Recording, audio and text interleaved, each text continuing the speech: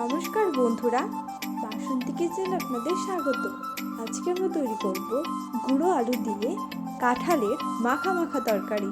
চলো রেসিপিটা দেখে নিই। প্রথমে আমরা কাঁঠালগুলোকে হলুদ দিয়ে সেদ্ধ করে নেব। অন্যদিকে কড়াইতে সামান্য তেল দিয়ে সেদ্ধ করে রাখা গুঁড়ো আলু দিয়ে সামান্য হলুদ দিয়ে নেড়ে চেড়ে নিচ্ছি। আলুগুলোকে আমরা লাল লাল করে ভেজে নেব। আলুগুলো ভাজা হয়ে গেছে, এখন নামিয়ে নিচ্ছি।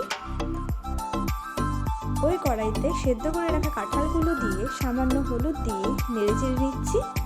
কাঁঠালগুলোকেও আমরা লাল লাল করে ভালো করে ভেজে নেব। কাঁঠালগুলো ভাজা হয়ে গেছে, নামিয়ে নিচ্ছি। অন্য একটি কড়াইতে সামান্য তেল দিয়ে জিরে দিয়ে শুকনো লঙ্কা দিয়ে নেড়ে চেড়ে নিচ্ছি। এখন এর মধ্যে কুচনো পেঁয়াজ দিয়ে নেড়ে চেড়ে নিচ্ছি। পেঁয়াজগুলোকে হালকা ভাজা ভাজা করে নেব। এখন এর মধ্যে লঙ্কা বাটা দিয়ে পেঁয়াজ বাটা দিয়ে জিরে ও আদা বাটা দিয়ে নেড়ে চেড়ে নিচ্ছি। এখন এর মধ্যে কুচনো রসুন দিয়ে কাঁচা লঙ্কা দিয়ে পোস্ত ও মগজ বাটা দিয়ে নেড়ে চেড়ে নিচ্ছি। এখন এর মধ্যে সামান্য হলুদ দিয়ে স্বাদ মতো নুন দিয়ে নেড়ে চেড়ে নিচ্ছি। মশলাটাকে আমরা একটু ভাজা ভাজা করে নেব। মশলাটা ভাজা ভাজা হয়ে গেছে, এখন ভেজে রাখা কাঁঠালগুলো দিয়ে গুঁড়ো আলু দিয়ে নেড়ে চেড়ে নিচ্ছি।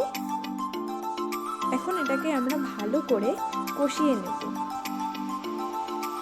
এখন এর মধ্যে সামান্য গরম মশলা দিয়ে নেড়ে চেড়ে নিচ্ছি। কষানো হয়ে গেছে, এখন সামান্য জল দিয়ে নেড়ে চেড়ে নিচ্ছি।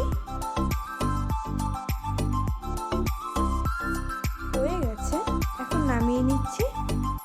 গুঁড়ো আলু দিয়ে কাঁঠালের মাখা মাখা তরকারি তৈরি। আপনারাও বানিয়ে দেখবেন, খুবই ভালো লাগবে খেতে। রেসিপিটা ভালো লাগলে লাইক, শেয়ার ও কমেন্ট অবশ্যই করে দেবেন। ধন্যবাদ।